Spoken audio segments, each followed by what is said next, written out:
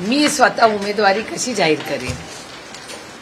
राष्ट्रवादी काँग्रेस पक्ष आणि महाविकास आघाडी आणि इंडियाकडे मी बारामती लोकसभा मतदारसंघातून तिकीट मागितलेलं आहे. माझी विनंती त्यांना राहील की माझं पार्लमेंटचं मधलं काम आणि माझं विकास कामं जी मतदारसंघात झालेली आहेत ते सगळं बघून मला पुन्हा एकदा ह्या भागात संधी द्यावी अशी मी विनंती महाविकास आघाडी आणि इंडिया अलायन्सला केलेली आहे.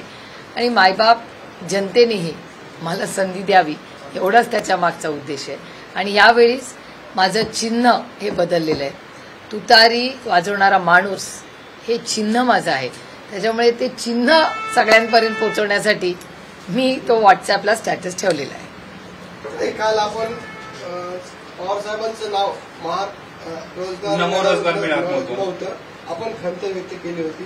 सरकारने याची दखल घेऊन 4थ्या क्रमांकावर पवार साहेबांचं नाव या पत्रिकेमध्ये टाकलेलं आहे. बरोबर आहे ना, प्रोटोकॉल प्रमाणे टाकलं असेल. मी नाही पत्रिका पाहिलेली, पण जर प्रोटोकॉल प्रमाणे टाकले तर ते योग्यच असेल ना.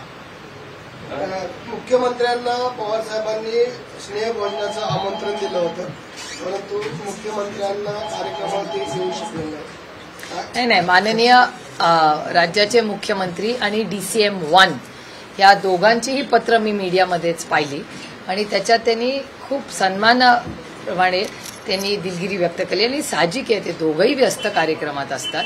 त्याच्यामुळे त्या दोघांनी फार प्रेमाने पत्र लिहून त्यांनी सांगितलं की जरूर त्यांना जेवायला यायला आवडलं असतं, पण वेळेचं अडचण असल्यामुळे ते पुन्हा कधीतरी येतील असं दोघं त्याच्या पत्रामध्ये जे तुम्हीच पाहिलेलं आहे, मी तुमच्या चॅनलवर पाहिलं. त्याच्यामुळे मला काही म्हणजे त्याच्यात काही गैर वाटत नाही.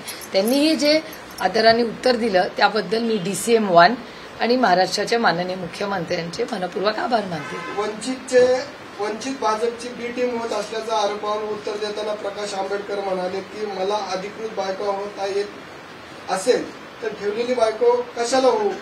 मला ज्यांच्याशी युती करायची असेल तरच उघडपणे करेन. पुजारी हा विद्यापीठातून येईल असा कायदा केल्यास संघ भाजप सोबत जायला मी तयार आहे असं प्रकाश आंबेडकर.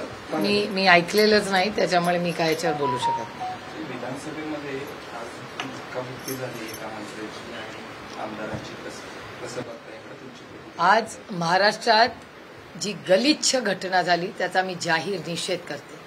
सत्तेत असलेला कॅबिनेट रँकचे मंत्री आणि सत्तेतला आमदार पहिल्यांदा रस्त्यावर गोळीबार करतात, नंतर पोलीस स्टेशनमध्ये सत्तेत असलेले आमदार गोळीबार करतात आणि थेट ज्याला म्हणजे असेंब्ली विधान भवन म्हणजे लोकशाहीचं जे मंदिर आहे त्या मंदिरामध्ये जर आता मारामाऱ्या होत असतील तर याला काय म्हणायचं? गुंडाराज, अबकी बार गोलीबार सरकार.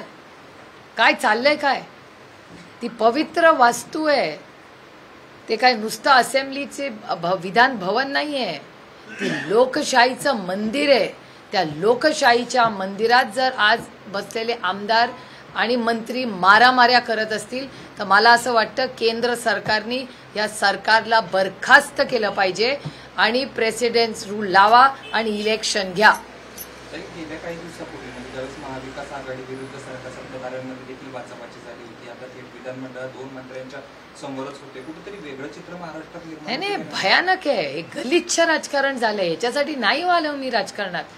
आम्ही तुमच्या आयुष्यात एक चांगला बदल घडवण्यासाठी सेवा करण्यासाठी राजकारणात आलोय. आणि आधी मग राऊत साहेब म्हणतात तेच खरं होतं ना, गँगवॉर चालला होता कॅबिनेटमध्ये, आता तो गँगवॉर विधान भवनमध्ये यायला लागला. उद्या रस्त्यातून तुमच्या आणि माझ्या घरात घुसून हे मारामाऱ्या करतील.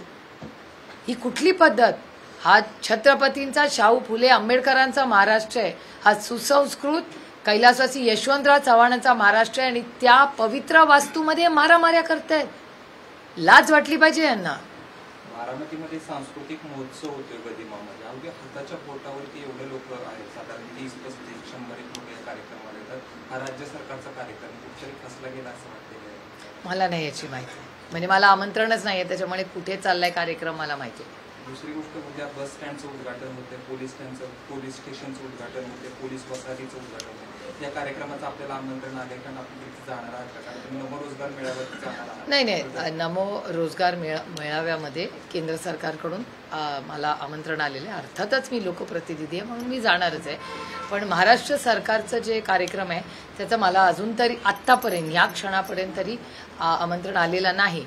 आणि साधारणपणे प्रोटोकॉलचं जे 2015 सालचं पत्र आहे त्या पत्राप्रमाणे महाराष्ट्र सरकार किंवा केंद्र सरकार कुणाचाही कार्यक्रम असाल आणि त्याच्यात सरकारी निधी जर असेल तर स्थानिक लोकप्रतिनिधी, विधानसभा असू दे किंवा राज्यसभा असू दे किंवा विधान परिषद असू दे किंवा विधानसभा असू दे, या सगळ्यांना बोलवलं जातं. असा प्रोटोकॉल 2015 सालचा पान 2 याच्यावर आहे.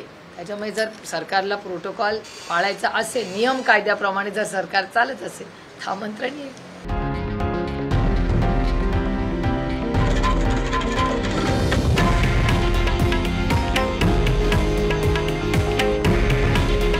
हे आहे देशातील नंबर 1 न्यूज नेटवर्क आणि आपण पाहत आहात TV9 मराठी.